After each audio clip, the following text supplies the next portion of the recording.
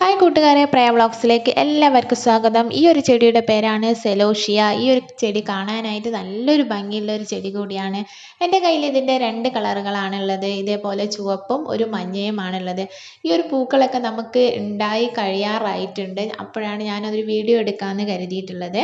ഇതിൻ്റെ വിത്താണ് നമ്മൾ പുതിയ തൈകളാക്കി മാറ്റിയെടുക്കുന്നത്. ഇതിൻ്റെ വിത്ത് എടുത്തതിന് ശേഷം നമ്മൾ പാകാനായിട്ട് നല്ലൊരു നിലം എവിടെയാണോ നമ്മൾ കണ്ടിട്ട് അവിടെ നല്ലതായിട്ട് മണ്ണൊക്കെ ഇളക്കി മറിച്ചതിന് ശേഷം അതിലേക്ക് നമ്മൾ ഈ വിത്ത് ഒന്ന് ഇട്ട് കൊടുക്കുകയാണ് ചെയ്യേണ്ടത്.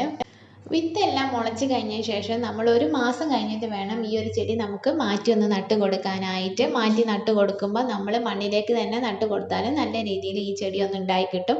ഇല്ലെങ്കിൽ നമുക്ക് ചട്ടിയിലോ അല്ലെങ്കിൽ ചാക്കിലോ എങ്ങനെയെങ്കിലും നട്ട് കൊടുക്കാവുന്നതാണ്.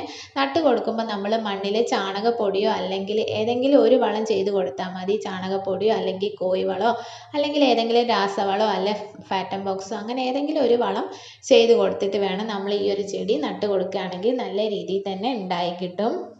ഈ ഒരു വിത്ത് നമുക്ക് കടകളിൽ നിന്ന് വാങ്ങാനും കിട്ടും. നമ്മൾ ഇങ്ങനെ എവിടെയെങ്കിലും കാണുമ്പോൾ ഇതേപോലെ വിത്ത് ശേഖരിച്ചിട്ട് നമ്മൾ വീട്ടിൽ കൊണ്ട് പാകിയിട്ടുണ്ടെങ്കിൽ നല്ല രീതിയിൽ തന്നെ ഇത് ഉണ്ടായി കിട്ടും. പിന്നെ വെയിൽ വലിയ കുഴപ്പമില്ലാതെ തന്നെ ഈ ഒരു ചെടിക്ക് നല്ല രീതിയിൽ ഉണ്ടായി കിട്ടുന്നത് തന്നെയാണ്. പിന്നെ നമ്മൾ ദിവസം ഒരു നേരമെങ്കിലും നനച്ചു കൊടുക്കണം.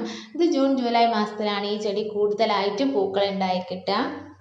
ഈ ഒരു ചെടിയുടെ വിത്ത് എന്ന് പറയുന്നത് നമ്മൾ ചീരവിത്തിൻ്റെ ഏകദേശം സാമ്യം വരുന്നത് പോലെയാണ് ഇതിൻ്റെ വിത്ത് എന്ന് പറയുന്നത്.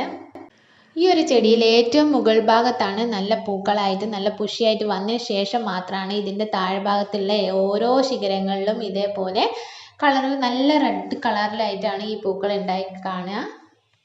പിന്നെ നമ്മൾ ഈ ഒരു വിത്ത് നമ്മൾ ശേഖരിച്ചിട്ട് ഈ ഒരു ചെടി നശിച്ചു പോകും. പിന്നെ മാറ്റി നട്ട് കൊടുക്കേണ്ട ആവശ്യമില്ല. ഈ ഒരു വിത്ത് നമ്മൾ നിലത്താണ് ഈ ചെടി നട്ട് കൊടുക്കുന്നതെങ്കിൽ ഈ വിത്ത് അവിടെ തന്നെ കൊഴിഞ്ഞിട്ട് വീണ്ടും നമ്മൾ ഈ ചെടി ഈ പൂക്കൾ ഒരു പ്രാവശ്യം ഉണ്ടായി കഴിഞ്ഞാൽ പിന്നെ ഈ ചെടി അങ്ങ് കേടായി പോവുകയാണ് ചെയ്യുക. പിന്നെ വീണ്ടും പുതിയ തൈകൾ അതിൽ നിന്ന് തന്നെ നമ്മൾ കൊഴിഞ്ഞ വിത്തിൽ തന്നെ ഉണ്ടായി വന്നിട്ട് വീണ്ടും വീണ്ടും പുതിയ തൈകൾ നമുക്ക് ഉണ്ടായിട്ട് ഒരുപാട് പൂക്കൾ ഉണ്ടാകുന്ന ഒരു ചെടിയാണിത്.